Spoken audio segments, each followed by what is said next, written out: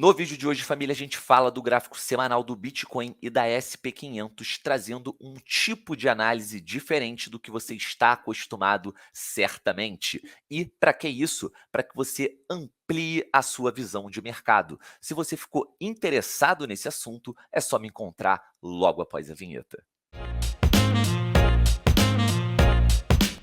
Agora sim, família, sejam muito bem-vindos a mais um episódio aqui na Liga Cripto. Caso você já conheça o nosso trabalho, já larga aquele like logo de início para a gente espalhar esse vídeo YouTube afora. E caso você ainda não conheça, você pode estar perdendo informação relevante não só do mercado cripto, mas tudo o que impacta ele. E a gente traz aqui pelo menos 2 conteúdos diários, então cogite se inscrever, cogite ativar o sininho, até porque eu acho que isso vai te fazer bem. Eu me chamo Mário, caso você ainda não me conheça, e é bom sempre lembrar que todos os nossos benefícios daqui da Liga Cripto estão na descrição dos nossos vídeos, num linkzinho chamado Linktree Liga Cripto, e você vai entrar e ver uma visualização exatamente como essa, que tem aqui disposto todos os nossos principais benefícios, o curso da Liga, o Plano B reformulado, para te trazer muito mais eficiência no seu aprendizado. Temos aqui o link da Bybit, a nossa parceira,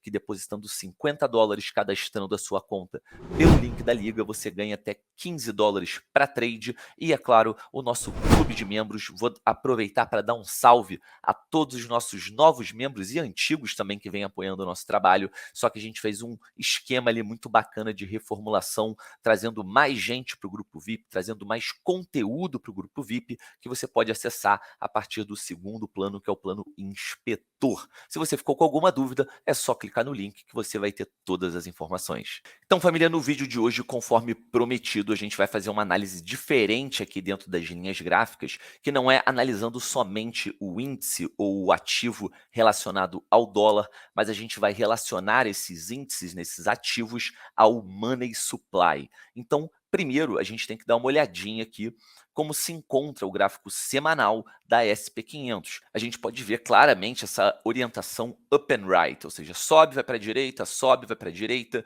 E quando a gente olha isso dentro de uma perspectiva de money supply, ou seja, eu estou dividindo ali o gráfico da SP500 por dinheiro, por capital ali em circulação, a gente tem uma visualização totalmente diferente. Olha só como é que a gente pode ver que a gente já não tem mais aquela curva crescente que anda para o lado às vezes, mas continua crescendo. A gente tem essa visualização aqui bem diferente do que a gente está acostumado.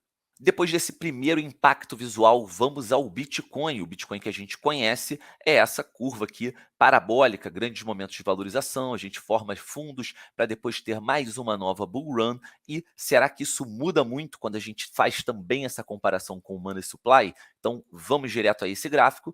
Olhando aqui dessa forma, primeiro momento, não é algo que me cause muita estranheza. Parece que o Bitcoin performa melhor em relação a essa condição com o money supply.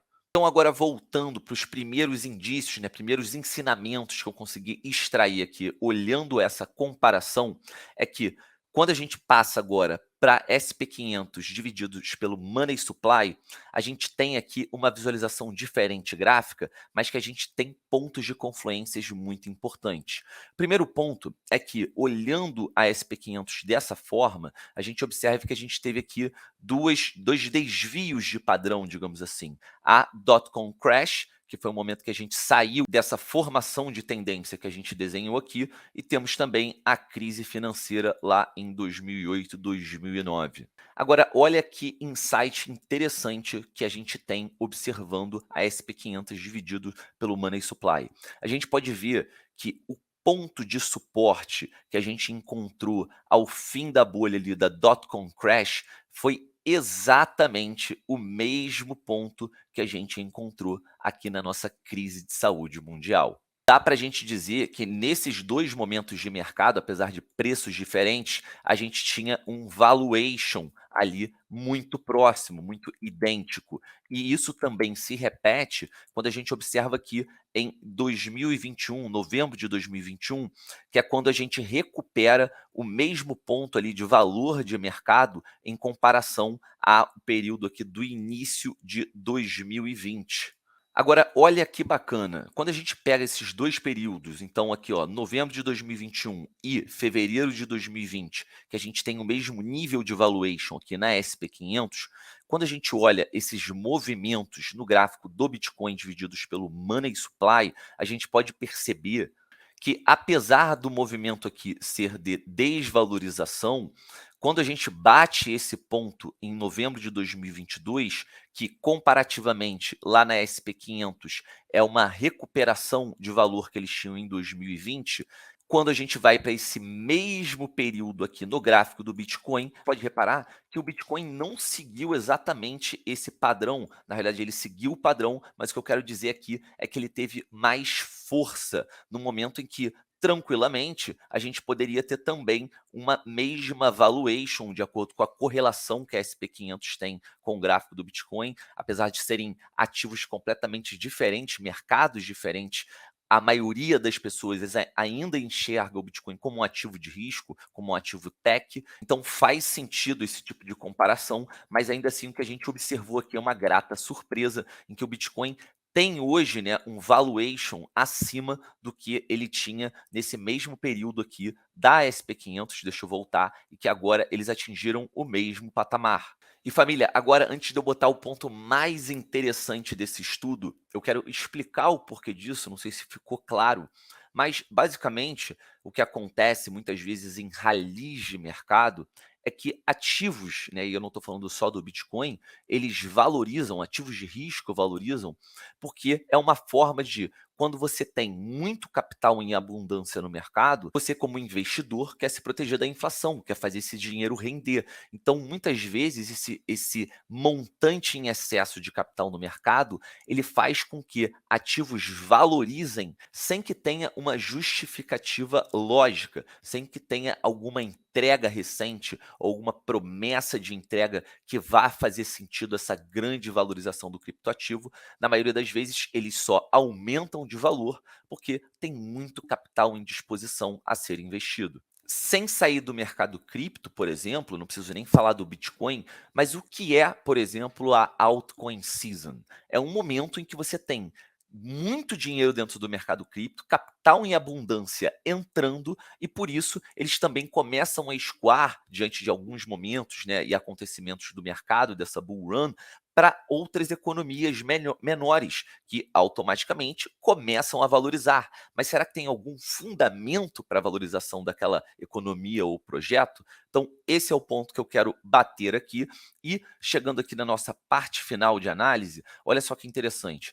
Aqui eu estou no gráfico BLX do Bitcoin, tudo bem, eu estou no semanal, ou seja, a gente está com uma semana de atraso, mas isso não impacta o nosso estudo. O que eu queria mostrar aqui, primeiro ponto, lá na nossa correção em 2021, a gente encontra suporte por volta aqui de 29 mil dólares.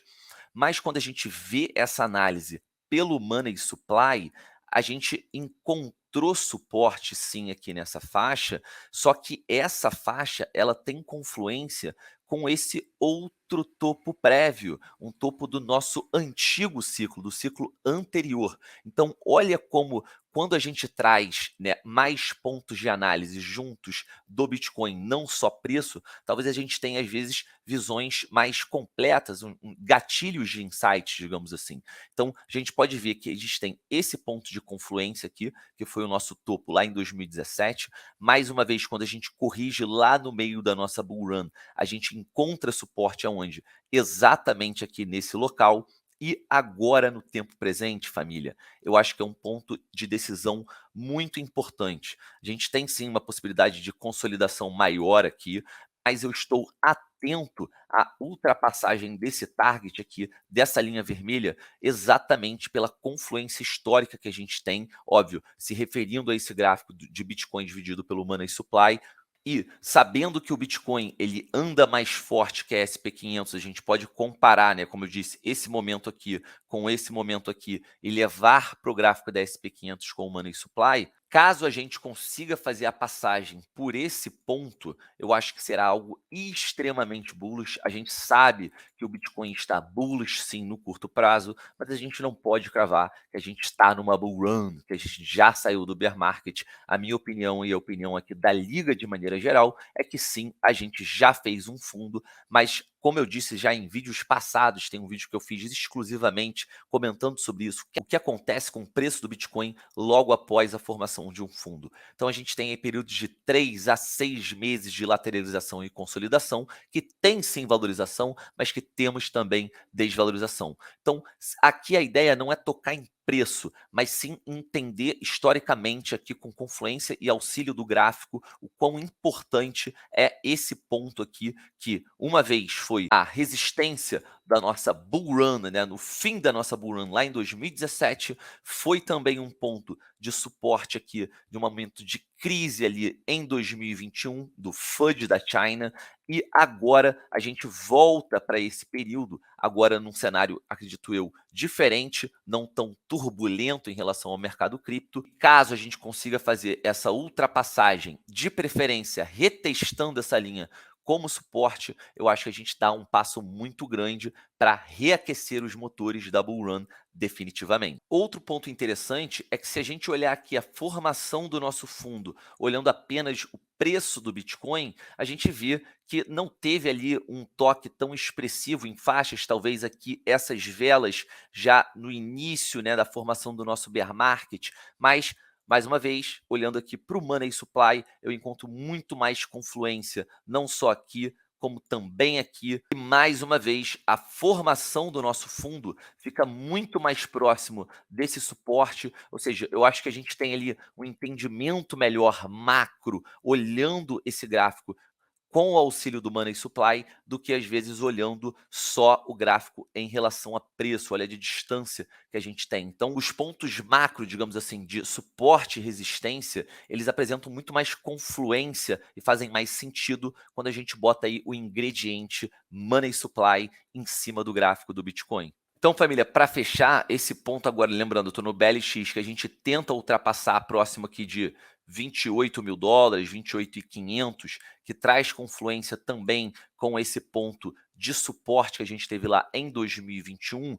Quando a gente olha com o Money Supply, a gente encontra uma confluência tripla, digamos assim, não só do topo, como do suporte e dessa faixa tão importante, mais uma vez que eu estou comentando aqui, que eu estou de olho atentamente para ultrapassagem dela, e aí sim eu acho que as coisas começam a ficar um pouco mais animadas, ainda mais se a gente tiver o crescimento desse money supply, ou seja, se a gente tiver a continuidade da impressão de dólares pelos nossos amigos americanos.